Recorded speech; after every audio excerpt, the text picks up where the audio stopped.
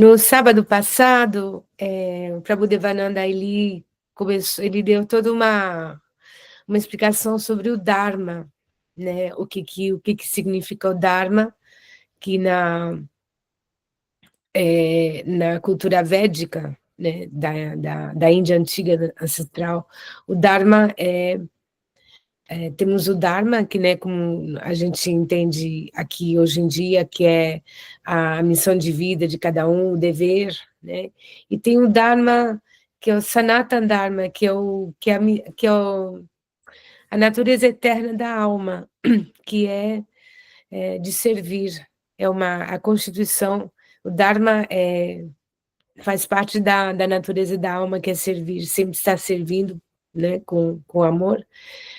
Todos servem de uma forma ou de outra, mesmo as plantas, os animais, os humanos, tudo, né? Até os devas. Então, essa foi a primeira parte, porque, na verdade, esse tema do Dharma ele surgiu por causa de uma pergunta que apareceu lá no grupo do Krishna Lila, com uma das meninas que, ouvindo e lendo sobre as histórias do Krishna Lila, ela viu que Krishna ele rompe o Dharma, né? Na sua relação com as golpes, e isso ficou confuso na cabeça dela. E por isso que ela trouxe essa pergunta sobre o que é realmente o Dharma, né? Se Krishna ele segue o Dharma, porque ele é considerado a suprema personalidade de Deus, então como explicar isso que ele, ao mesmo tempo, ele quebra o Dharma, né? Com as golpes, suas amadas queridas. Então, Prabhudevananda, ele fez primeiro a explicação, eu coloquei o vídeo, eu sinto muito que eu estava viajando, eu viajei a semana toda, e coloquei só hoje, eu baixei o vídeo do YouTube, nos áudios do Sadhana e também no grupo dos buscadores, vocês podem ouvir o satsang do sábado passado, tá? Sobre o Dharma, e aí hoje, então, ele vai falar sobre a segunda parte, que é essa para entender, né, as atividades, a atitude de Krishna, né, que para a gente assim é difícil de entender, mas o Dharma é isso, né? É a, é a natureza constitucional, se chama, na verdade, a natureza eterna da alma se chama Sanatana Dharma. Sanatana quer dizer eterno, e a natureza eterna da alma é de servir. E nesse mundo, se a gente for olhar, está todos servindo, né? Até os políticos servem a nação, alguém serve alguma causa, nós servimos até o nosso corpo, né, que a gente tem que limpar, nutri-lo, tem regras, então tudo é baseado no Dharma, a harmonia da vida ela é baseada no Dharma, cada um tem um dever, segundo o condicionamento que ele nasce, né, alma condicionada, por isso que os astrólogos têm uma função muito importante de guiar as pessoas para entender qual é o Dharma deles nessa vida, né? Mas independentemente disso, a natureza mesma da alma é, é de servir. Se as plantas estão servindo a natureza, até os insetos, né, nesse ecossistema perfeito, cada um tem o seu lugarzinho, né, nessa harmonia, nessa dança cósmica da manifestação, dessa simulação tão perfeita, né, tão harmoniosa, que os homens estão destruindo essa harmonia, e isso afeta cada um, né, cada pessoa, porque a gente sente essa desarmonia ressoar em nós. Então, às vezes, não é nem que a gente está em desarmonia, mas é que a gente capta, né? A gente é influenciado, infelizmente, por esse desequilíbrio, essa desarmonia que tem no planeta, né? Em volta de nós. Então, a questão do Dharma é importante de entender, porque vai não só ajudar na vida pessoal, como entender melhor o que a gente deve fazer e o que os outros fazem. É um conceito maravilhoso, né? O Dharma, que é o dever de cada um, e também a natureza intrínseca da alma. tá? Alguém tem alguma observação, alguma pergunta? Esperando enquanto o Prabhu ele chega. É que ele saiu de uma aula desde as 5 da manhã, então ele deu uma pausinha e ele vai entrar daqui a pouquinho. Já já ele entra.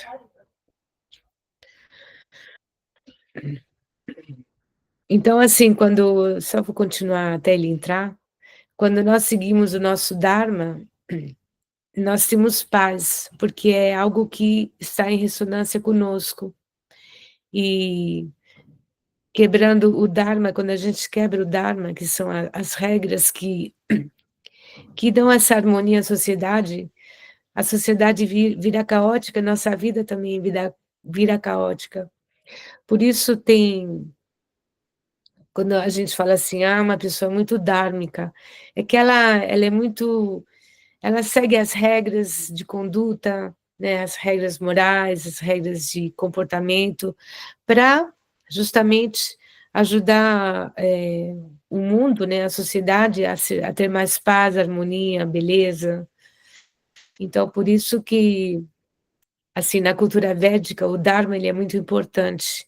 Você vê tem as, na verdade, a gente fala de cultura védica porque é um exemplo, mas em todas as sociedades humanas, o Dharma é importantíssimo, é a base né, da harmonia, do crescimento, da evolução de uma sociedade, é o Dharma.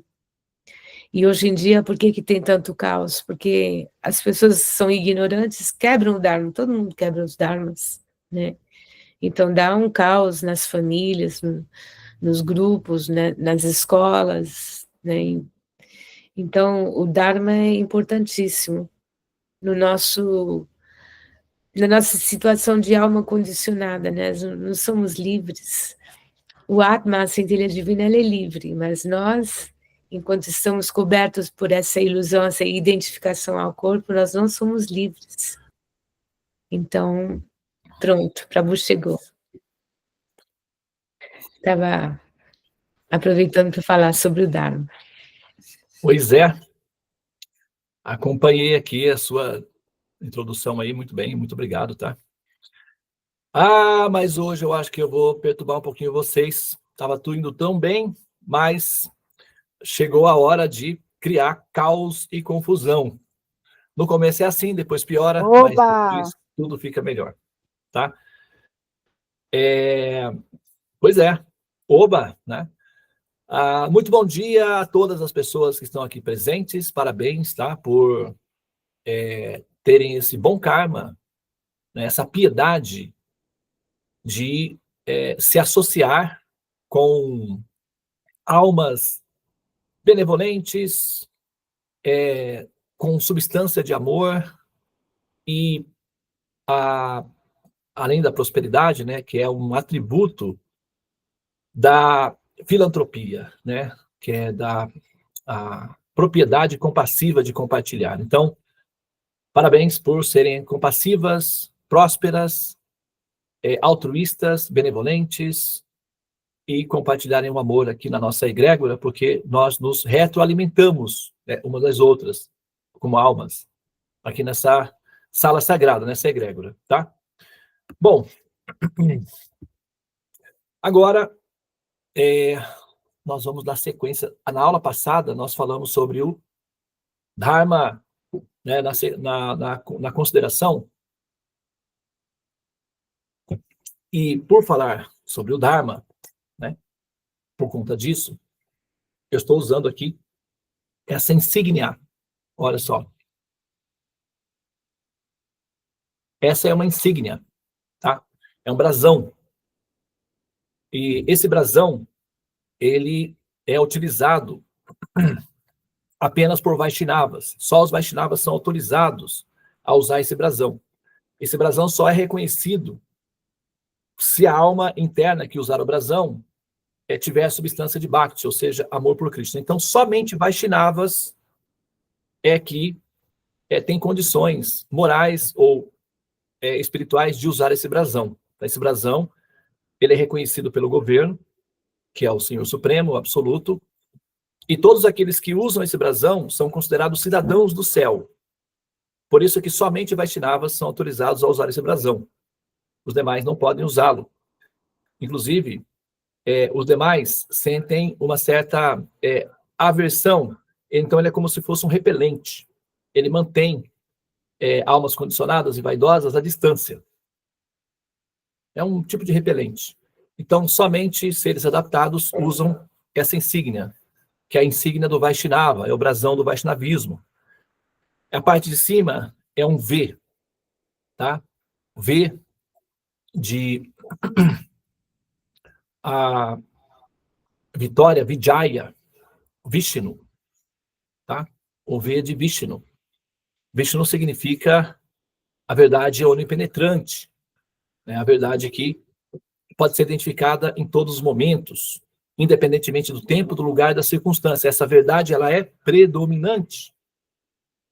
E uma mente com uma lente aperfeiçoada consegue identificar essa verdade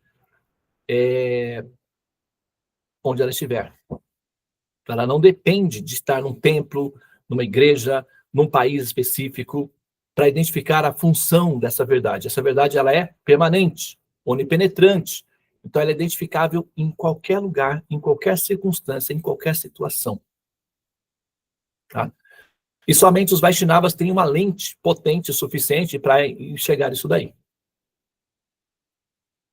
Tá? Assim como tem microscópios que não enxergam certas bactérias e vírus, tem microscópios eletrônicos que conseguem enxergar essas criaturinhas muito pequenas, em universos pequenos. Então, a lente do Vaishnava é semelhante a um microscópio potente eletrônico que consegue enxergar aquilo que os outros não enxergam. Então, nós temos uma lente do governo. E essa lente do governo nos permite enxergar aquilo que os demais não enxergam. É por isso que nós conseguimos explicar coisas que eles não explicam. É só por isso. Não é que nós somos, em si, as potências. É que as nossas lentes nos potencializam. E aí nós nos adaptamos a elas. E como elas são do futuro, é prazeroso ser do futuro. Então nós acabamos nos fundindo à lente e aí passamos a representar a lente como se fosse a própria lente. Mas nós sabemos que é a função da lente. Tá? Esse é o Vaishnavismo. Essa parte de baixo aqui representa duas coisas. O coração, o seu coração, aos pés de Vishnu. Você coloca o seu amor a Deus. É amor a Deus. Tá? Essa folhinha representa o coração, tem um formatozinho de um coração. Né? Então, ela vai mandar a seguinte mensagem: o meu coração é teu. Agora eu te pertenço. O que você fizer com o meu coração, você fará com você próprio, porque você está no meu coração. Então, estou, como a Maria disse, né, para o Deva, né, para o anjo, eu não tenho condições nenhuma de administrar a minha própria vida. Que eu posso falar para você? Faça de mim aquilo que for do seu desejo. Está aqui alguém predisposta a cooperar, servir, participar no que for necessário. Eu não sei o que eu tenho que fazer, mas vocês devem saber. Então, eu estou à disposição. Então, aceitem-me como sua serva e vamos jogar o jogo. E ela ficou grávida de concepção imaculada, né, que os semideuses têm essas tecnologias. Então, essa florzinha aqui, que é esse coração, é a mesma fala da Maria para o anjo. Tá? Se você quiser entender assim, pode. Você é uma pessoa ligada ao cristianismo, a Maria, eu amo ela é assim, uma fadazinha encantada, ela é tudo de bom. Tá? Então, ela fez essa oração. Essa folhinha aqui indica essa fala dela. Os Vaishnavas falam assim, dessa maneira: ó, meu querido Senhor, tantas vidas, eu perdi a conta de tantas vidas, que a nomenclatura que nós vamos usar para definir a quantidade de vidas é tempos imemoriais. Desde tempos imemoriais eu tenho vagado no ciclo dos repetidos nascimentos e mortes, experimentando todas as tristezas da separação daqueles que eu amo, da dissolução daqueles que eu adoro e da perda completa de todas as minhas posses que eu acreditava serem minhas. Isso me causou tanta tristeza. Eu estou me sentindo tão frustrada e desamparada. Eu não aguento mais sofrer, meu Senhor. Então eu decidi uma coisa. Agora quem vai administrar a minha existência, a mim como alma, é você. Então eu entrego a ti o meu coração. Por favor, aceite-me como sua e me acolha nos teus pés de lótus. O Senhor Supremo, então, vai responder da seguinte maneira. Eu declaro que todo aquele que disser a mim, com sinceridade no seu coração, e alegar publicamente que me pertence, eu pessoalmente cuidarei dessa alma como sendo eu mesmo.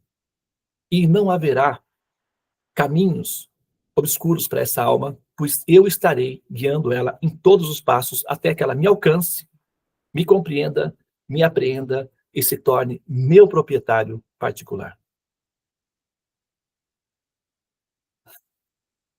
Isso não é um blefe, não, tá? Eu não estou blefando, não. Eu estou falando a pura verdade. E eu não sou o único que fala assim. Se vocês se acostumarem com a literatura védica, ela é toda permeada desse tipo de relacionamento e de reciprocidade entre o devoto rendido ou entregue ao Senhor Supremo e o próprio Senhor Supremo reciprocando com ele, e depois o desenrolar da história e os eventos públicos que demonstram isso claramente na vida delas. Tudo é real. Isso não é um laboratório de religião, não é um esforço para seduzir vocês para entrar para a nossa seita, apesar de que a nossa seita é a melhor de todas, porque a nossa é a seita que dói menos, né? É a seita que dói menos, então é a melhor possível. Na verdade, nós somos uma instituição fundamentada, milenar, a mais antiga da humanidade. Podemos representar isso legalmente perante um juiz, se for necessário, perante os arqueólogos, os filólogos, os filósofos, os pensadores livres, os esotéricos, os religiosos. Nós temos fundamentação para justificar o que nós falamos. Não é uma fala aleatória voltada apenas para quem faz parte do grupo.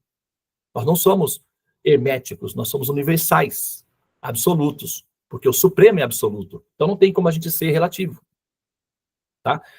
Então, essa florzinha aqui é uma declaração de amor ao Supremo, é uma declaração de que eu não aguento mais sofrer, nascer e renascer. Me ajuda. Você é o único que é capaz de resolver isso. Eu já desisti.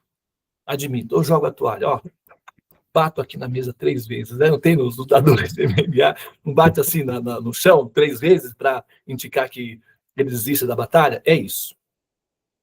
Bate 3 vezes por quê? 3 vezes, ó. Corpo, mente, alma. 3 vezes.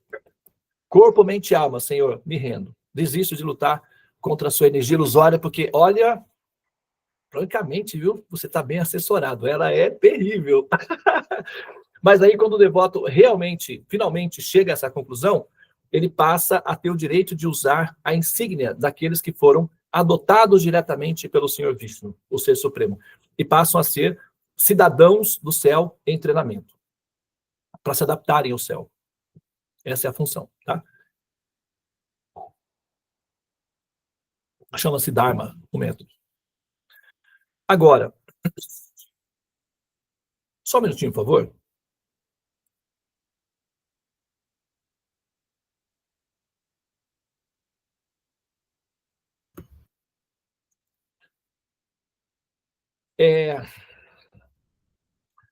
Por incrível que pareça,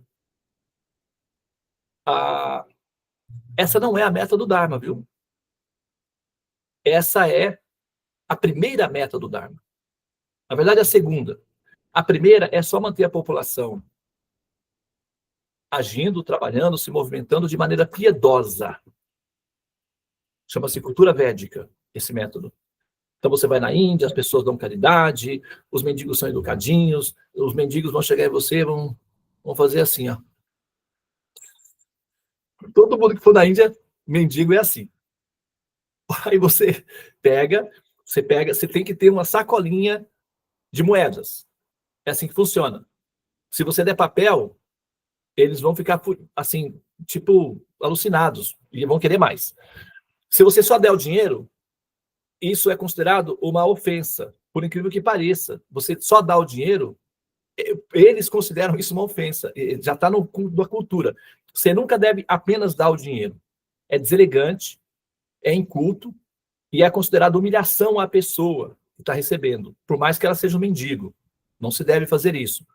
Sempre que você pega, vou usar aqui uma caixinha de fósforo aqui como exemplo, sempre que você vai, quando a gente for fazer uma excursão para a Índia, eu vou dar um curso de Índia antes, tá? Para vocês chegarem lá já, para o choque ser já chegar chegando, chegar interagindo, porque os indianos são terríveis. Se vocês não ficarem espertos com eles te levam aqui rapidinho. Quem foi para lá sabe que é assim. Eles são carinhosos, divertidos, persuasivos, você cai na lábia deles assim rapidinho. E os mendigos, então, são peritos em te perturbar até você oferecer o que eles querem. Mas aí o que acontece? O que você faz? A técnica é a seguinte: você vai numa loja, num banco, alguma coisa assim e tal, e compra moedas. Tem lugares que vendem moedas, já pronto para isso. Você chega lá, tem aquele monte de moedinha lá para vender, você compra as moedinhas. Vamos supor, tem 10 rúpias, aí você paga 12 rúpias e compra 10 rúpias em moedas de 1 rúpia. Ou de 2, ou de 5, depende. Aí você faz uma sacolinha e coloca do ladinho assim da roupa, amarrado. Eles entendem, isso é um código, tem que ser amarrado. Na própria roupa, isso é um código, eles entendem esse código. Daí, quando vem o mendigo, assim, aquelas boquinhas, parecendo aqueles peixinhos, né, assim, na beira do rio, assim, que você joga aqueles biquinhos assim, você olha assim para aqueles biquinhos assim, né, e como é que é, David? Como que eles fazem? Faz aí o... assim mesmo. Daí, o que você tem que fazer? Você pega uma moedinha, a moedinha está na sua mão. Ele vai olhar para a moedinha e vai dizer assim, não, porque eles querem papel. Aí eles vão dizer, não. Eles querem que sabe que você é ocidental.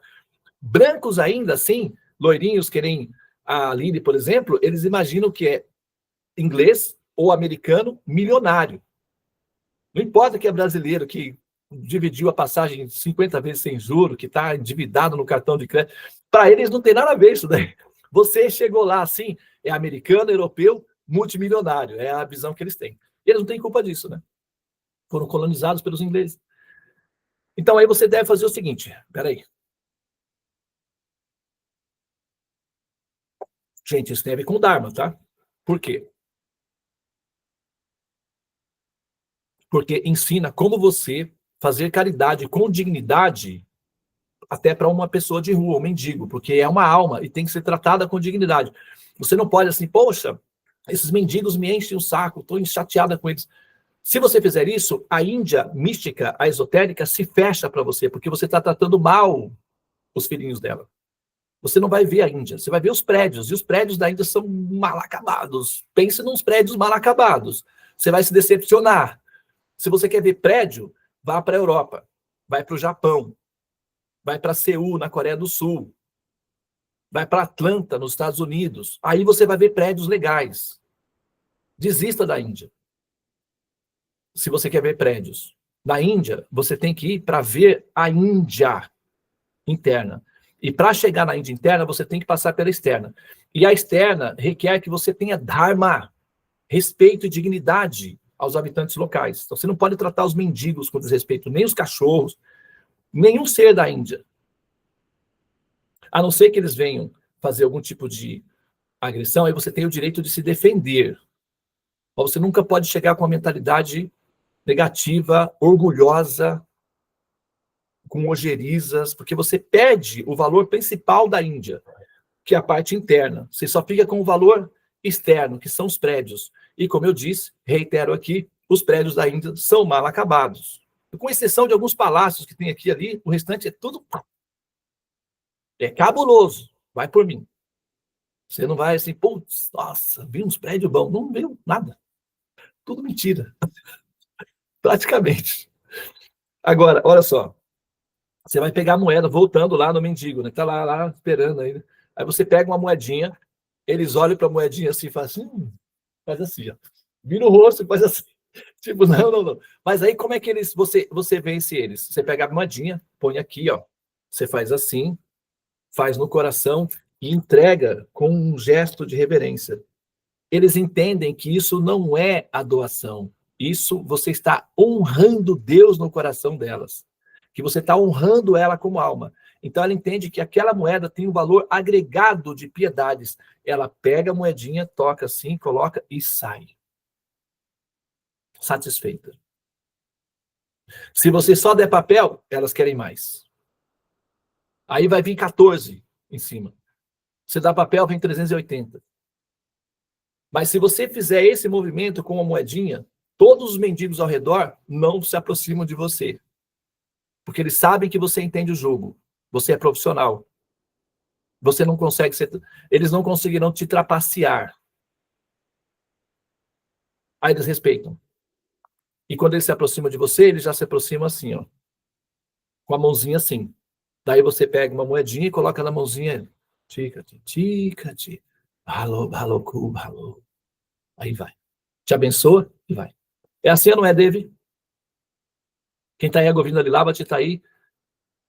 Né? Eu ensinei isso para ela também. Ela ficava brava com os mendigos. Calma. O procedimento é isso. Aí ela passou a fazer, resolveu. É assim mesmo. É assim? Então, isso é Dharma. Dharma significa que você você vai usar o conhecimento superior para agir, lidar com todos ao seu redor com dignidade. É por isso que nós não matamos os animais. É por isso que nós não devoramos os animais, porque eles são almas, eles merecem dignidade, por mais que eles não saibam os direitos que eles têm. Nós sabemos, como representantes do governo, nós sabemos que todos os cidadãos têm direitos iguais, nas suas devidas condições. Os animais são almas, eles têm o direito de serem tratados com a dignidade que eles merecem. Podem viver livres na floresta ou podem ser animais de estimação, mas devem ser tratados como seres humanos. Com a dignidade humana. Na Constituição da Índia, vacas e golfinhos são considerados seres humanos. Os rios também são considerados seres humanos. Então, violência ao rio pode, se você fizer alguma violência ao rio, jogar um lixo, alguma coisa, e se alguém reclamar e levar você, denunciar você na justiça, você será julgado como um ser humano. O rio vai ser julgado como um ser humano e você como um ofensor de um ser humano. As leis valem. Vaca, inclusive, dá pena de morte para quem matar uma vaca. Tem pena de morte na Índia. E quem mata as vacas, que forem flagrados e a denúncia for constatada, a pessoa vai... normalmente são enforcados. Golfinho. Se pescadores forem flagrados maltratando os golfinhos, machucando os golfinhos ou coletando os golfinhos, são presos e condenados. Vai desde 2 anos de prisão até prisão perpétua. Porque eles são considerados humanos, não animais. Eles são considerados humanos, eles têm direitos humanos. Como pode uma cultura que considera isso ser considerada retrógrada? É muito superior a qualquer cultura da humanidade. Sinto muito. Mas as coisas têm que ser pontuadas. Porque, afinal de contas, quem decide depois somos nós, que vamos adquirir o produto. Esse ou aquele. E se você não tiver discriminação para escolher o melhor, sinto muito. Você acaba se dando mal. Isso é Dharma. Ah, mas Devananda, eu não consigo, Devananda. Eu sou a alma caída ainda. Ótimo, pelo menos é um bom começo admitir que você está numa condição inferior. Muito bem. Daí você projeta no futuro, pense em você no futuro, livre desses hábitos. Já é uma projeção mental, já é um progresso. Logicamente que o Supremo entende a sua dificuldade, porque você nasceu numa cultura que te obriga a agir assim. Você é uma alma condicionada, você está presa a esses valores. Então, você vai fazer aquilo que a sua mente for chamada a fazer. E isso é perdoável, porque você é presa numa cultura retrógrada. Numa incultura, na verdade, né? Porque se a gente tomar, né, a vaca, por exemplo, eu vou retomar o ponto fundamental, tá? Eu estou aqui na parte inicial do Dharma ainda, estou revisando a parte inicial, mas a gente vai chegar na parte final, tá? Hoje eu vou finalizar isso daí. tá bem?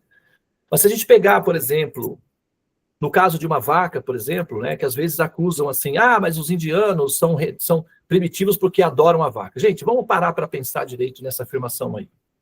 Imagina que nós somos Deus. E nós vamos escolher, imagina que nós estamos planejando o nascimento de Jesus. Vamos escolher uma mãe, Maria. Acertamos ou não? Acertamos. Beleza. Agora, vamos dizer que nós temos que escolher um lugar para o nosso menino nascer. Por que nós escolheríamos uma manjedoura? Em tantos lugares, pode ser um rio, pode ser uma floresta cheia de flores, um palácio. E por que nós escolheríamos uma manjedoura? Pense bem, o que é uma manjedoura? A manjedoura é uma palavra ocidentalizada, romanizada já, que vem a mangiare, a palavra mangiare, manjar. Quem já ouviu falar dessa palavra? Manjar. Faça o manjar. Aí é um manjar celestial. Mangiare significa o néctar do êxtase e do prazer. É o leite da vaca transformado em queijo, iogurte, creme de leite, leite, etc. A vaca come na manjedoura, que é o coxo, aquilo ali é a manjedoura. Ela come na manjedoura, porque a manjedoura é o que vai fazer aquilo se transformar em manjar. E quem vai transformar isso em manjar? A vaca. Então, o resultado do que ela come, para nós, é o manjar. Então, ali é a manjedoura. Por que Deus escolheria esse lugar específico para um filho querido dele aparecer numa missão especial? Será que ele errou?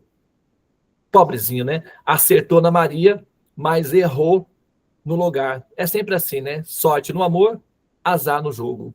Será que é isso? A felicidade não é completa? Então é isso? Quer dizer que não pode ser completo, porque senão perde a graça? Tem que ter uma imperfeição para ser, vamos dizer assim, um bom exercício? Absolutamente não. De jeito nenhum.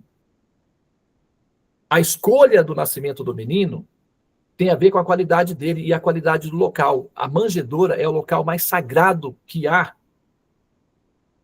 na Terra, porque vocês já chegaram perto de uma vaca e já sentiram o hálito dela? Olha, se vocês tiverem a oportunidade de chegar perto de uma vaca para alimentar ela, se você principalmente der frutas, elas têm, se você der grama, ela não bafora. Mas se você der frutas, dá um êxtase nelas que ela fica... Aí solta aquele bafo, assim, e o cheiro que sai da boca da vaca é cheiro de caldo de cana, quentinho. É uma delícia. Eu sei disso porque meu pai trabalhava numa usina de cana-de-açúcar. Ele era motorista de caminhão. E eu ia levar o almoço para ele, diariamente. Eu andava 5 quilômetros, mas levava o almoço do meu pai. E quando eu chegava lá, eu podia entrar na usina para levar o almoço. E eu passava próximo das máquinas que moíam a cana. E o cheiro era impregnante, era um cheiro de caldo de cana, só que quente, alimentava, dava uma sensação de nutrição. Era gostoso, era como se eu passava fome. Eu chegava lá com fome, que eu ia andar, e chegava lá, aquele cheiro me nutria, eu ficava de boa. Depois eu pegava um copão, assim, de guarapa, que chama, rústica, brutal, e pá, saía de lá chapadaço, brisadaço, eletrizado, e ia para minha casa, mais 5 quilômetros de volta, assim, totalmente cabuloso, assim, furioso, energizado, aquele guarapa, assim, raiz mesmo, sabe? Aquele copão, assim, violento mesmo, assim, nervoso, assim, furioso, rebelde. Era a minha recompensa. Daí eu voltava para casa, assim, energizado. Como alimentava? Aí a gente toma caldo de cana, você vai tomar um tal caldo de cana, você como aquilo alimenta. Então, a vaca, ela come, o lugar onde ela come é sagrado, é purinho, é perfumadinho, é quentinho. E o hálito da vaca é quentinho e nutritivo. Então, foram o hálito das vacas que mantiveram o menino aquecido. A Maria viu que estava muito frio, o corpo dela estava frágilzinha, que acabou de nascer, ela estava cansadinha. ela também queria um tal, ela estava fraquinha, ela colocou na manjedoura o menino e as vacas se aproximaram dele, porque ele é atrativo, né, cheirosinho. Então elas ficaram baforando nele, e a Maria viu que aquilo era bom. E deixou o menino ali. E com isso ela conseguiu tirar um cochilinho. E as vaquinhas fizeram o papel de babás, de mamães de Jesus naquele momento. Só esse motivo, nenhum outro mais, só esse motivo já faria da vaca um ser sagrado, respeitável para toda a humanidade. Só esse motivo. Não precisaria nem entrar em outras questões, vegetariano, nada disso. Agora, imagina que a humanidade pega esse ser símbolo, mata e devora. Isso é culto? Isso é gratidão? Não pode ser, gente. Está errado isso. Pensem bem. Essa ingratidão, essa falta de cultura, essa falta de reciprocidade, essa falta de, sabe, de honrar os nossos ancestrais, porque as vacas, elas nos ajudaram a ter Jesus. Crianças morrem de frio. Não sei se vocês sabem disso. A Maria não tinha roupa apropriada. Ela pegou um pedaço do manto dela e enrolou no menino. Ele poderia ter morrido de frio. A Maria não estava dando conta. Ela colocou ele no berçáriozinho, no bercinho. A manjedoura, que é o lugar onde as vacas comem, foi emprestado para ele como um bercinho. E as vacas vieram e fizeram o papel de mamães de Krishna. As babás de Krishna, Cristo. Porque as vaquinhas são as mamães de Krishna também. As babás de Cristo, de Jesus. Então elas mantiveram o menino vivo. Nós poderíamos não ter um Cristo, não ter um Jesus, se não fossem elas. Já pensaram nisso? As noites no deserto, Belém é um deserto. Durante o dia é tórrido e à noite é extremamente frio. Uma criança poderia facilmente morrer nessas condições. Mas quem manteve essa criança viva? As babás. Quem eram? As vacas. E por que não a Maria? Porque ela estava frágil, fraquinha, cansadinha. Uma viagem longa, em cima de um burrinho. Pouca comida, pouca água. Desconforto. Ela teve a gestação normal. Parto normal. Ela ficou cansada, exaurida. Ela não tinha condições de vestir apropriadamente o menino.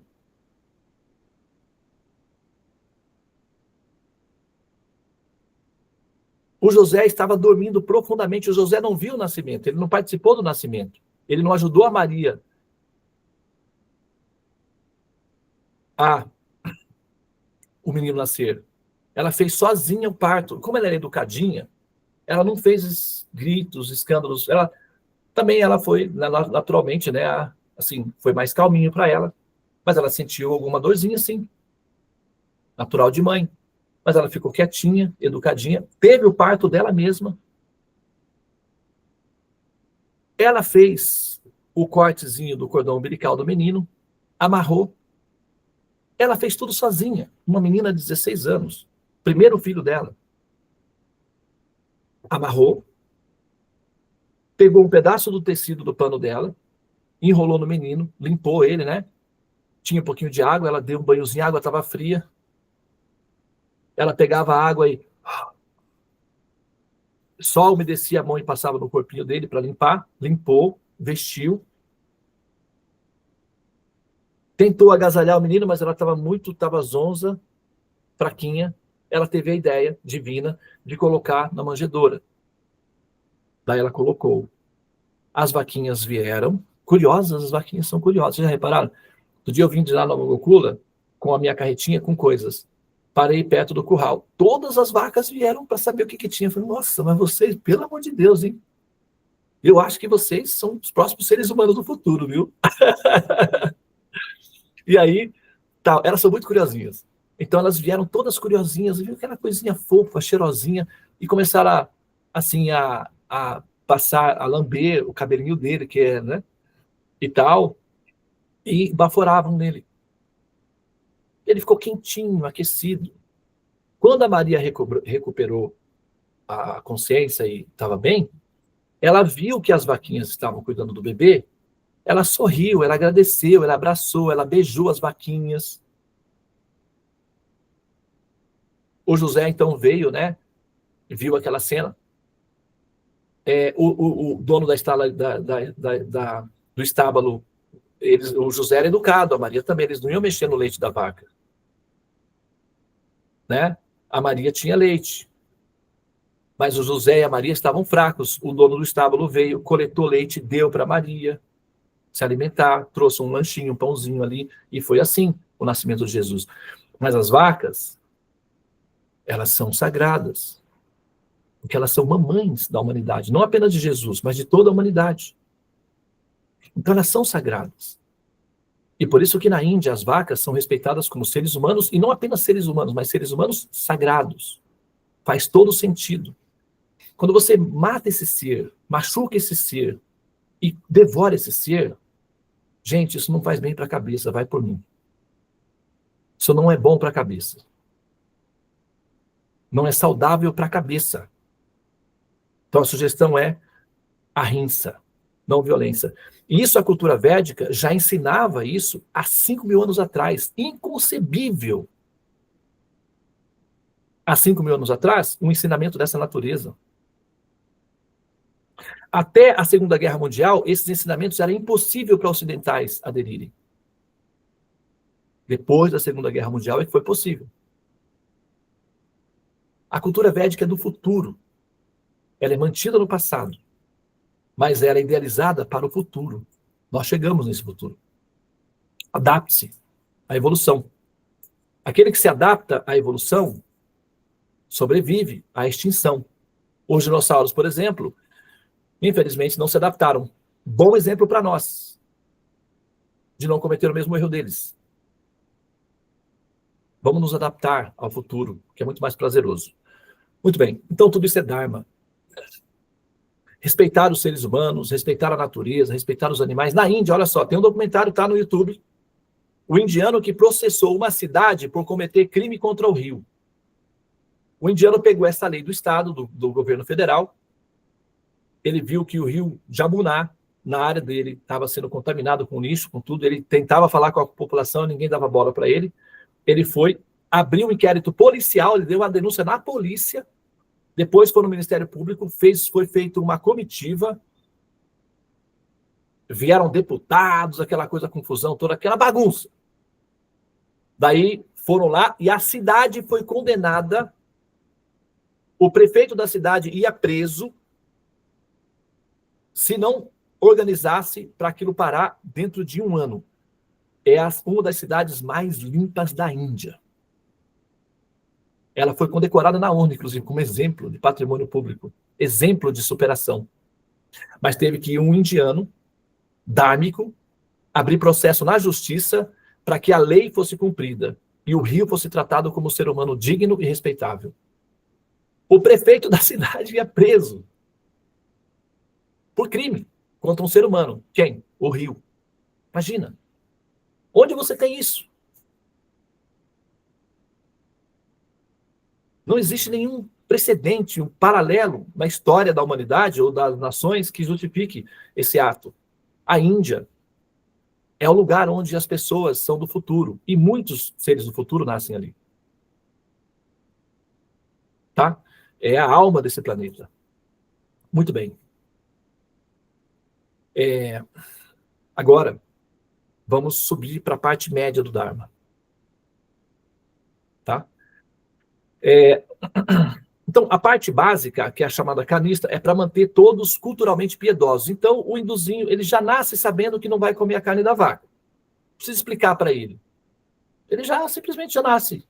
Então, ele já é piedoso por nascimento. Então, todas as pessoas que nascem nessa cultura já nascem com um certo índice de piedade. Aí, a próxima fase do Dharma é o seguinte, eles respeitam os mais velhos, os pais, por exemplo. Um homem, quando sai para viajar ou sai para trabalhar, ele não sai de casa sem antes se benzer nos pés da mãe. Uma vez eu contei essa história na frente de uma família de indianos lá em Salvador. Eu chorei. contando o que eu vi, ó, só de me lembrar já me emociona. Eu vi pessoalmente. O pessoal fala, né? Eu vi com esses olhos que a terra há de comer. Não tem essa expressão? Eu vi com esses olhos que a terra há de comer. Eu vi. E sempre que eu me lembro, me emociono por isso. Eu estava em Calcutá. Essa é a parte média do Dharma, que é a educação superior, respeito aos mais velhos, aos pais, às mães. Nossa, pelo amor de Deus, não tem Deus no céu. A mãe, o pai vem depois. A mãe é suprema.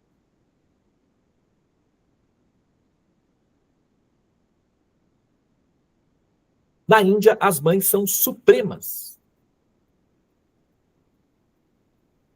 Aí, eu estava em Calcutá, eu fui visitar a Madre Teresa de Calcutá, inclusive. Eu fui lá no samadhi dela, eu passei um dia lá, fiz serviços voluntários e tudo, interagindo, conhecendo a história dela. Tem um quartinho dela lá, bem simplesinho, o ashramzinho dela, as roupinhas dela, tudo lá. E aí, eu estava lá como voluntário, passei o dia limpando, arrumando, né? Eu sou meio... gosto de fazer isso. E aí me ofereci como voluntário, eles me deram um crachazinho e tal, e eu saí limpando tudo. Teia de aranha e tal. Os lugares da Índia tem teia de aranha. Fui tirando tudo. Daí, quando eu fui embora, estava indo para casa, para pegar o trem para ir para casa, eu estava num lugar super movimentado, era tipo umas 4 ou 5 horas da tarde, assim, rush, Calcutá, uma cidade cosmopolita. Tinha um senhor do meu lado, um senhor gordinho, assim, de terno, gravatinha e tal, andando suado com um lencinho dele, assim, no rosto, assim, tal, que os indianos sempre andam com lencinho, né, para facilitar, assim. Eles são muito comuns de serem carecas aqui, gordinhos, barrigudinhos, e um lencinho aqui, se enxugando. É muito comum esse arquétipo do indiano ali, médio, né? Geralzão. E tava um desses daí do meu lado, eu tava andando e de repente o sinal parou. O sinal parou? Não, o sinal não parou, não. Esse indiano, ele viu a mãe dele do lado de lá da rua, andando com uma bengala acompanhado de outra pessoa. Ele viu, ele parou assim, fez assim, mata. Oi, cane, tica, não, não. A mãe dele fazia assim, ele, não. Aí ele foi entrando no meio da rua, aquele movimento. Daí, ele parou, um taxista parou assim, ele passou na frente, o taxista batendo, o taxista parou, desceu no cara, aí o outro parou também, começou aquela confusão, aquela gritaria, aquela bagunça. Eu fiquei olhando aquilo, falei, caramba, cara, isso é um filme. Então eu fiquei olhando para ver se tinha alguma câmera, assim, o pessoal fazendo um filme, alguma coisa. Eu tô no filme, eu vou aparecer no Bollywood.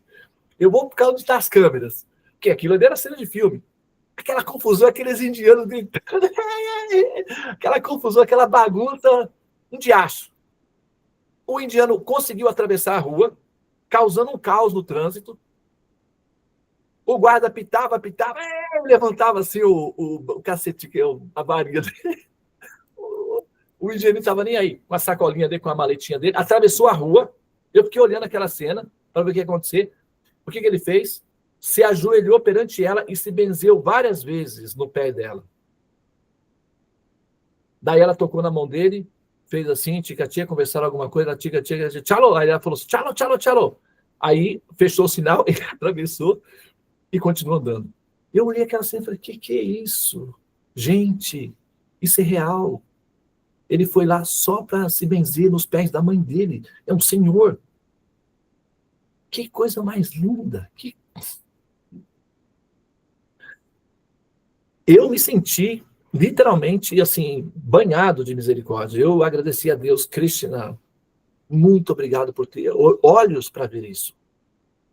Eu sou imensamente afortunado. Imensamente afortunado. Porque essa cena me purifica, me dá esperança de que o ser humano é capaz de ser evoluído. É capaz, a cultura védica é capaz de transformar um ser humano numa situação, numa condição superior. Eu amo essa cultura. Eu estou fazendo de tudo na minha vida, com toda a minha força, com toda a minha inteligência, com toda a minha...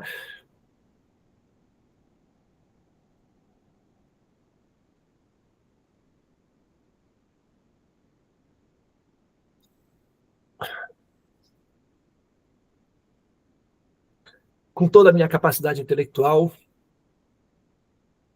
é isso que eu quero ensinar para a humanidade.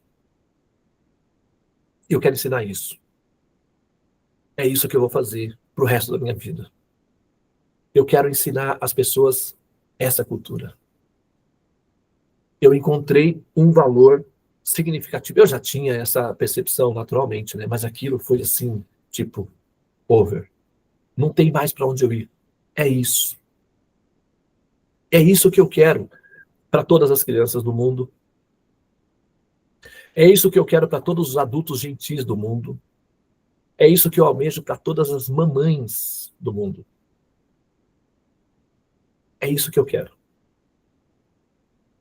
E naquele momento eu me determinei, eu falei, eu vou ao Brasil e eu vou ensinar isso. Aqui estou ensinando isso.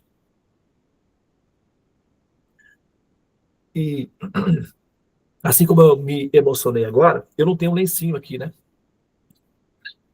Até se conseguir um lencinho desse, eu tenho no meu quarto ali, para não ficar aqui com essa cara de choro aqui, que não vai ficar bem. Mas assim, quando eu contei essa história, tinha uma família de indianos em Salvador, ouvindo eu contar a história. Todos eles choraram junto comigo.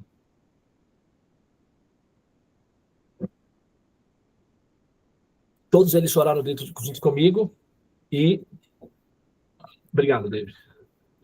E no final, a mulher disse para mim, todas as piedades que tiverem no meu coração, eu dou para que você consiga ensinar isso. Ela falou para mim.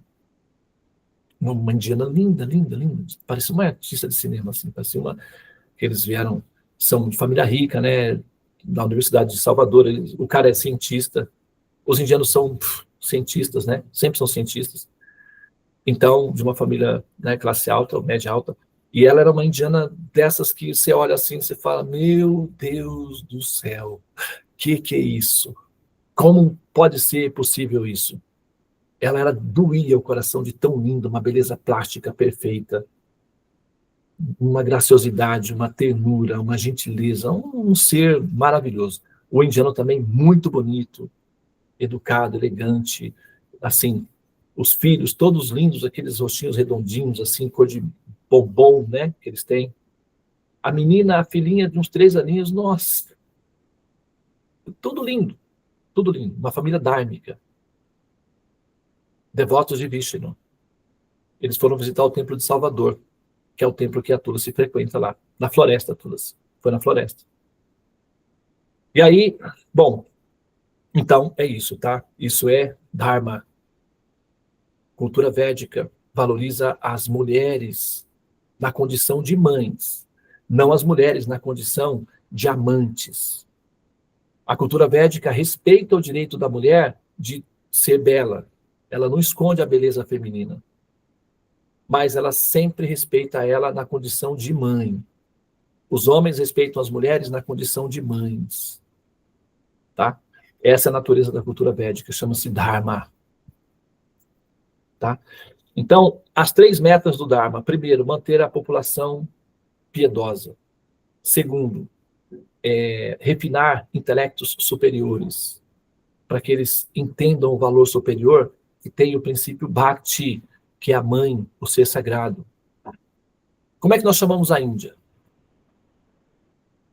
Mãe Índia. Índia Mata. Índia Mataji. Mataji, Mataji. Se vocês forem lá, os índios, Mataji, Mataji, Mataji, oh Mataji, oh Mataji. Oh, make promotion, Mataji, promotion, promotion.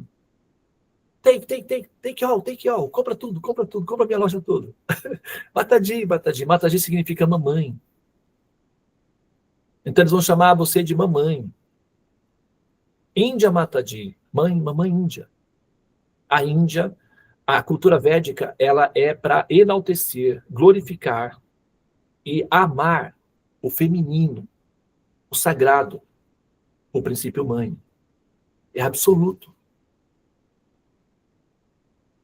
A função dos sábios é ensinar a população a adorar as mães. O Dharma dos sábios é o que eu estou fazendo aqui. É ensinar a população a adorar o feminino, Bhakti, a mãe, em todos os níveis.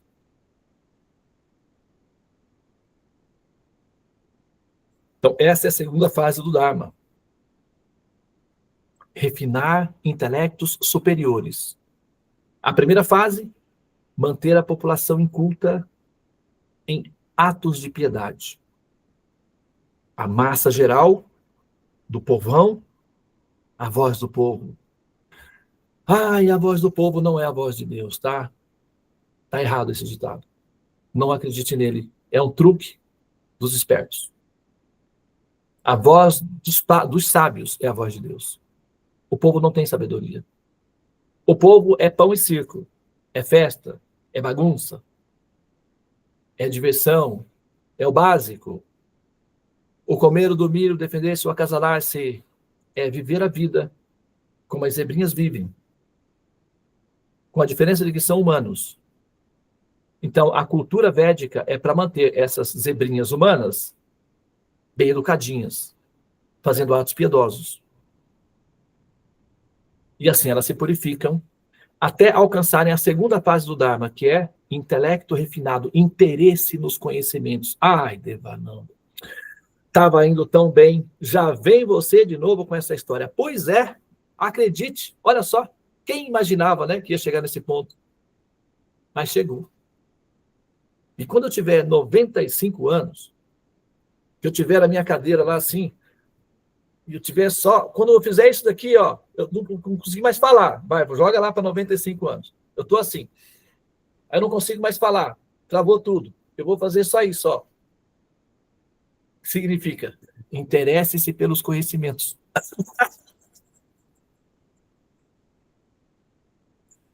Vai ser assim. Então, aceita que dói menos, tá? Coopera para facilitar a nossa relação aí. Senão vai ser sempre treta sobre treta. Que eu sempre vou tretar com vocês para pressionar para se interessar pelos conhecimentos, tá? Bom, essa é a função dos mestres. Se vocês disserem para eles pararem de fazer isso daí, vocês estão simplesmente despedindo eles do emprego. O que eles vão fazer da vida? Não. Eles são funcionários do governo. Só o governo pode despedi-los. Vocês não podem despedi-los. Então, eles vão continuar fazendo exatamente aquilo que o governo orientou que eles fizessem. Ensinar a população a se interessar pelos conhecimentos. Não todos. A população geral, os sábios contam histórias, mitologias, porque teve um evento assim e tal, que o cataclisma veio e tal, e aconteceu, e nossa, foi uma confusão, uma bagunça, mas aí veio e tal. O povo gosta de novela, histórias. Todo mundo gosta, na verdade. Os sábios também gostam. Eles fingem que não gostam, mas eles curtem também as novelas, os Big Brothers da vida. Eles gostam de contar as histórias. Mas eles focam no conhecimento, mas eles gostam das histórias também. Eu amo história, eu fico contando história o tempo todo, porque as histórias são excelentes, didáticas, para ensinar conhecimentos. Através das histórias, a gente passa sabedoria, dharma, educação, a gente passa tudo. De uma maneira que a pessoa nem sente. Ela não sente que ela está sendo seduzida a ser uma pessoa educada.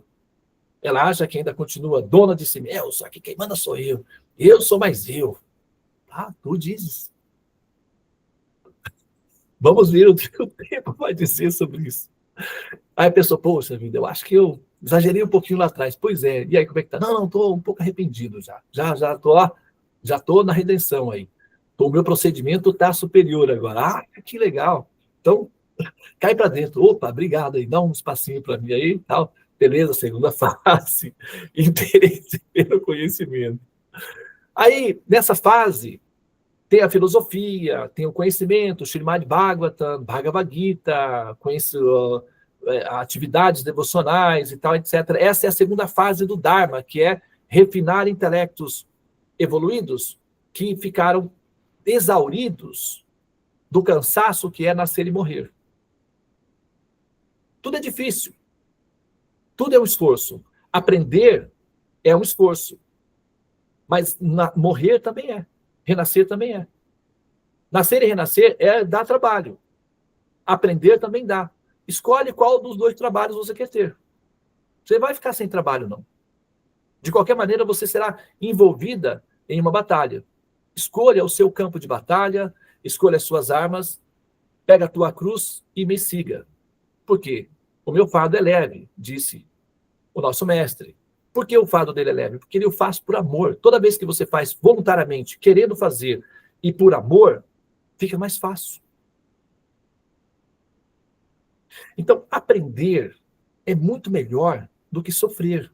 Vai por mim. É experiência própria. Eu já sofri muito. Mas eu descobri, eventualmente, que aprender, nossa, compensava mais. Porque a gente consegue o mesmo resultado sem sofrer. Oh, é um negócio bom. Eu comecei a investir nessa parte aí. E eu acho que me dei bem, hein? Entendeu? Aprender é melhor do que sofrer, gente. Vai por mim. Sofrer também produz conhecimento. Mas aprender só ouvindo é mais rápido, é mais completo. Né? Eu dei o exemplo ontem que na Idade Média, se você tinha... Porque eu estava brincando com a minha cachorra, né? Brincando assim, ela aquele jeito. Aí eu bati assim a mão no rostinho dela e aí a minha mão bateu no dentinho dela. O dentinho dela estava uma agulha, porque ela não estava roendo nada. Até comprei um osso para ela artificial. Ela pegou o osso, o que ela fez? Enterrou e esqueceu de enterrar. Aí ela veio procurando para mim o osso, eu vou saber. Ela vem chorando assim e me levando para o meio do mato para achar o osso dela. Eu falei, Xante, esquece. Esse BO é seu aí, se vira. Eu vou pegar outro para ela. Mas aí infeccionou a minha mão. Infeccionou, e aí começou a inchou, aí deu febre e tudo. Tá. Se fosse na Idade Média, eu fosse no médico, eu não ia no médico, porque os caras iam cortar a minha mão. Mas se eu não fizesse nada, isso poderia se transformar numa gangrena e tal, infecção generalizada, eu poderia morrer. Então, o que eles fariam comigo? Simplesmente, não é o médico, era o ferreiro. Você coloca a mão assim, o cara vem, pá! Aí já com ferro quente, queima a mão para fazer estranhamento. Nossa, cara, é brutal o sistema, hein? Não queira nascer na Idade Média, não. Vocês ficam, assim, tem pessoas que fantasiam, né? As eras. A Idade Média é brutal. Era assim. Até a Segunda Guerra, até a Guerra da Secessão dos Estados Unidos, os soldados eram, os membros danificados eram serrados com serrote, sem anestesia. Pelo amor de Deus, gente. Vamos superar isso daí. Bom, acontece que quando o sistema é brutal, você vai perder o membro. Dói pra caramba. Quando o sistema é do futuro, eu fui, nem recebi agulha, a Govinda Lila me deu uns comprimidos de antibiótico. Eu tomei sequencialmente durante 2 dias, 3 por dia. A minha mão voltou absolutamente ao normal. Eu tomei um dipirona para passar febre. 2 vezes eu tomei. Normal a minha mão, como é que tá? Ó. Não precisou cortar. Medicina do futuro é muito melhor do que a do passado. O conhecimento do futuro é melhor do que o conhecimento do passado. Adapte-se ao conhecimento do futuro. É bem melhor, é mais inteligente, é mais proativo e resolve também. E você fica inteira. É bem melhor. Tá? Então, o Dharma védico é do futuro. Adapte-se ao Dharma védico. E aí, você tem a segunda fase, que é o cultivo de conhecimento. Então, através do cultivo de conhecimento, você se cura das infecções da alma. Infecção cheira mal, não sei se você sabe, porque infecção dá pus, né? E pus cheira mal, porque pus é material decomposto. Então, se a alma está infeccionada, como é que ela está? O cheirinho dela. Ai. O cheiro da alma. As almas têm cheiro. E o cheiro delas aparece na aura. Então, uma alma, se você está fazendo uma festa na sua casa aberta ao público e chega uma pessoa que não tomou banho, um mendigo, cheirando mal, você permite que ele entre? É uma festa pública.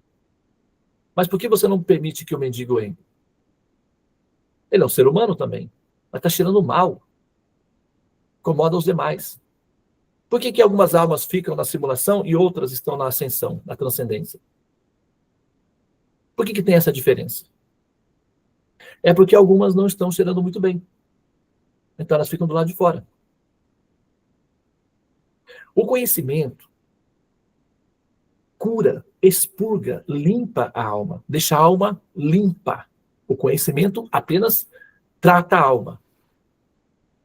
É o bhakti, o exercício de amor, o altruísmo, caridades conscientes, satisfatórias, não caridades com sofrimentos. Caridades com, poxa vida, tem que dar. Pega a sua caridade sofrida e guarde para você mesmo o seu mau karma. Caridades tem que ser dada com satisfação, com alegria.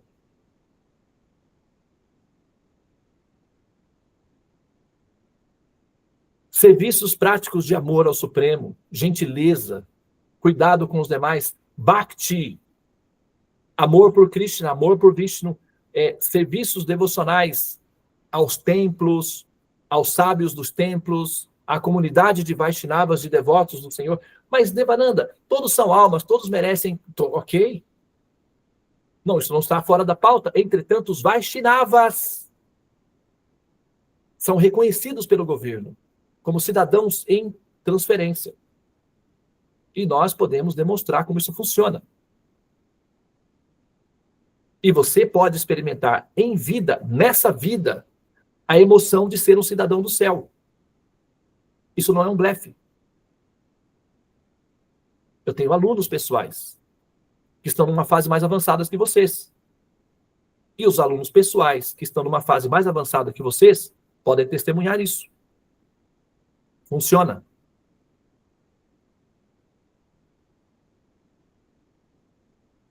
Ok?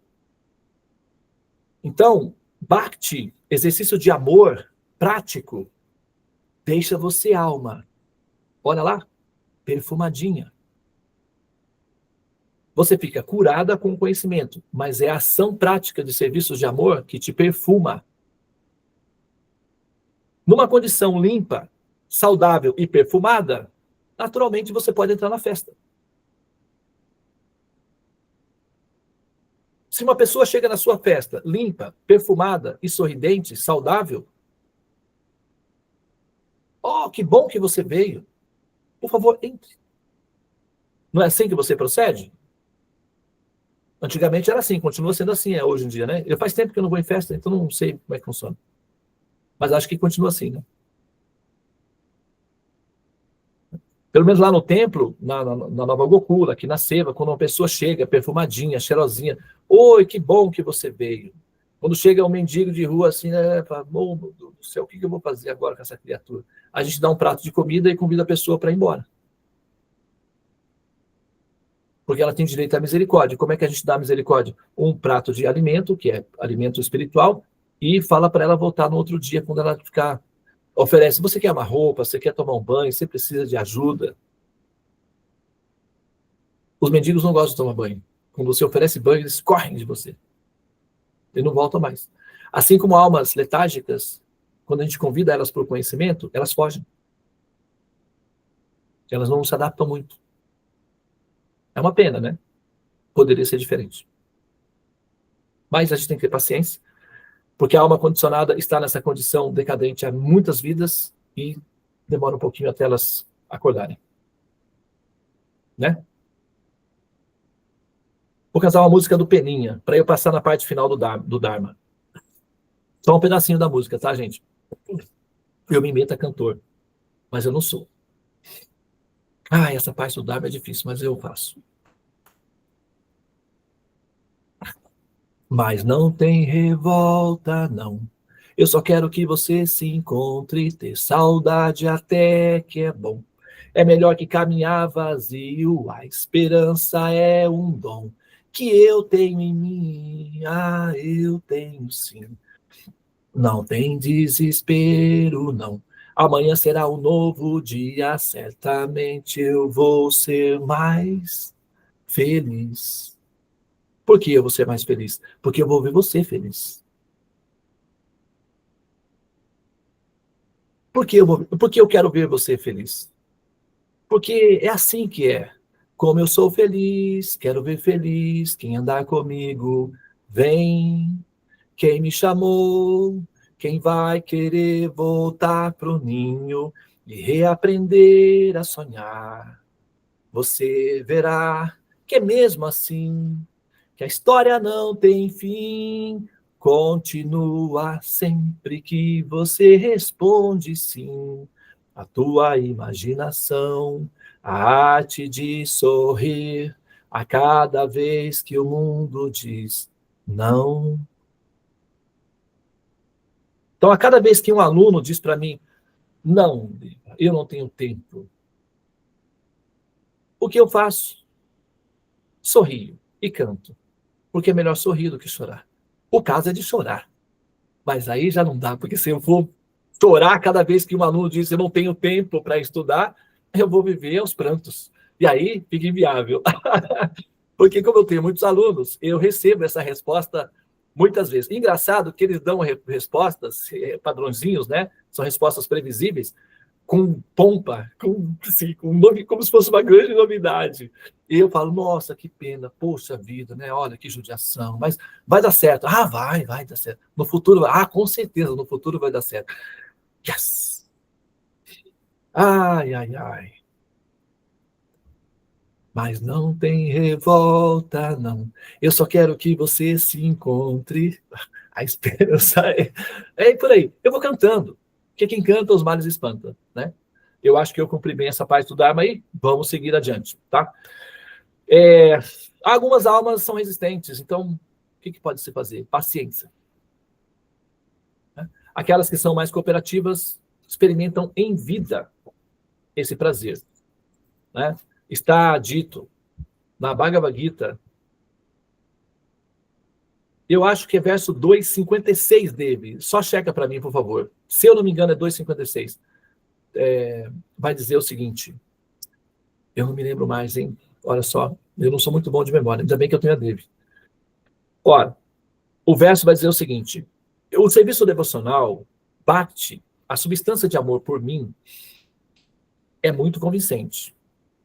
Os sábios, por serem experientes e entenderem a minha fragilidade, se ocupam em Bhakti para conquistar o meu coração. Espertinhos, amigos meus, sempre me conquistam. A força do amor deles me convence. E esse serviço devocional é tão puro e satisfatório, e eles experimentam, eles vivem em bem-aventurança e experimentam esse prazer transcendental dentro de si mesmo, no devido curso do tempo. Eu acho que não é esse o verso não, né, dele? Na verdade, eu acho que eu fiz uma mistura de alguns versos aí, mas olha, se você for lá na Bhagavad Gita, você vai encontrar isso daí, tá? Tá gravado aqui, Devananda, achei o verso, ufa, tá? Mas o verso vai dizer isso daí, que o conhecimento do serviço devocional é puro e supremo. E devido ao esforço realizado na conquista de mim, eles desfrutam dessa satisfação no devido curso do tempo. Tá? Então, o ato de servir é a parte superior do Dharma. E o serviço não com sofrimento, porque Raja Guya, esse você conhece, Devi. Pega lá. Esse conhecimento, não, a Devi conhece muitos versos, é que eu que atrapalhei ela. Esse daí ela sabe, porque eu facilitei, né? O verso vai dizer o seguinte, esse conhecimento é o rei da educação, é o mais perfeito dos conhecimentos, é o conhecimento supremo. E por dar direta percepção do eu, ele é fácil de se realizar, agradável e deve ser executado com alegria. Executa-se ele alegremente. É assim ou não é dele? Você tem ele aí já? Tá, quando você tiver, você pede a palavra e faz a leitura do sânscrito e a tradução literal para o pessoal conhecer. Está na Bhagavad Gita, se eu não me engano. Raja Vidya Raja Guhya. Né? Começa assim, Raja Vidya Raja, como tem Maharaja. Raja. O Maharaja. Maharaja significa grande rei. Raja significa rei. Raja Guhya, educação. Raja Guhya, rei da educação. Raja Vidya. Vidya, conhecimento, caminho que liberta. Raja, o rei do caminho que liberta. Rei do conhecimento, o rei do caminho que liberta. Raja Vidya, Raja Guhya. Conseguiu já, Devi?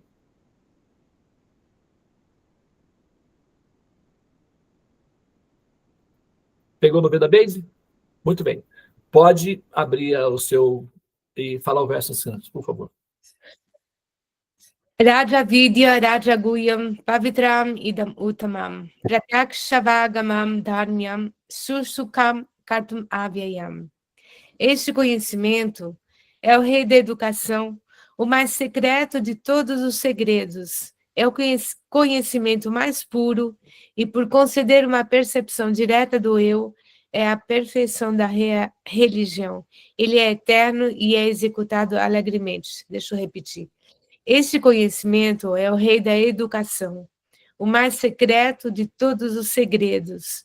É o conhecimento mais puro e, por conceder uma percepção direta do eu, é a perfeição da religião. Ele é eterno e é executado alegremente. É capítulo 9, verso 2. Nossa, capítulo 9? 9, verso 2. Tem um significado extenso de Prabhupada, acho que umas 4 ou 5 páginas de significado aí, né, esse verso. Ele é muito importante. Muito bem. Então, o 9, no mapa astral, é a casa do mestre espiritual, é da libertação, né? Casa do guru. Então, é bem apropriado que esteja aí nesse capítulo. Bom, essa parte é a parte média do Dharma. Então, a primeira parte é manter a população educada. A segunda parte é dar atenção àqueles que são intelectualmente superiores, pensadores, observadores. Seres predispostos em fase de desinvernação, ou seja, de florescimento. Almas que estão, assim, já mais ou menos mediamente maduras para serem nutridas, para eclodirem, né, na flor. Assim como o lótus, tem 3 fases. A parte do lótus, que é a semente que nasce no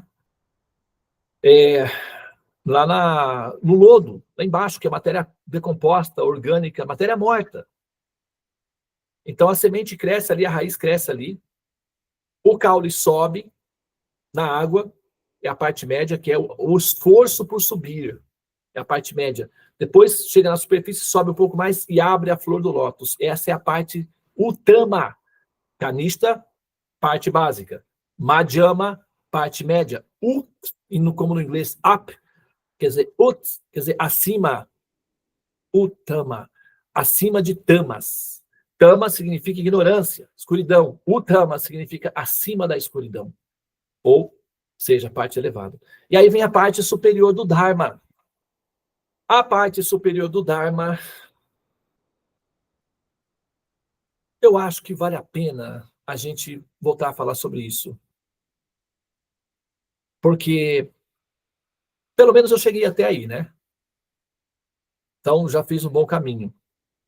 Eu acho que vai valer a pena uma terceira etapa para a gente só falar agora sobre a parte superior do Dharma. Porque como na primeira aula eu fiz a parte básica, eu peguei da parte básica e dei uma estendidazinha e consegui cumprir a parte média. Agora, a gente vai entrar na parte interna, que é como você vive lá dentro, na transcendência. Essa é a parte superior. Tá? Então, como a gente vai entrar nessa dinâmica, eu acho que vale a pena a gente disponibilizar um tempo suficiente só para esse momento aí. Né? Então, eu gostaria de convidar vocês, agora, nesse momento, já são 8, quase 9 horas, então, se alguém quiser fazer algum comentário, alguma observação ou pergunta, senão nós vamos ouvir música. Dave, Peninha, coloca aí, Peninha, a esperança é um dom, já vai aparecer, compartilha com a gente aí, tá? Ou eu posso fazer aqui também, né? Vou ver aqui. Ele tem abrir no YouTube. Vou abrir no YouTube, então. Eu acho que eu mesmo consigo fazer isso aqui. Peraí. Eu já encontrei esse aqui. Já? Oba, então tá, você, nossa. Ainda bem que nós temos você, Dave. Pode compartilhar, tá? Eu acho que, peraí, vamos encerrar aqui a gravação, porque pode dar problemas de direitos autorais, né? Namastê. Om Gyana Tivirandasya Gyananjana Shalakaya Chaksurum Militanyana Tasmai Shri Gurave Namaha.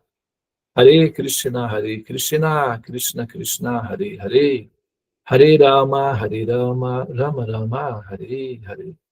Ó energia suprema, amor divina, ó auspiciosíssimo Mahamantra, libertador do ser, desperta-me, eleva-me, envolve-me, protege-me. Hare Om Shanti Namaste Om Tat Sat. Hare Krishna.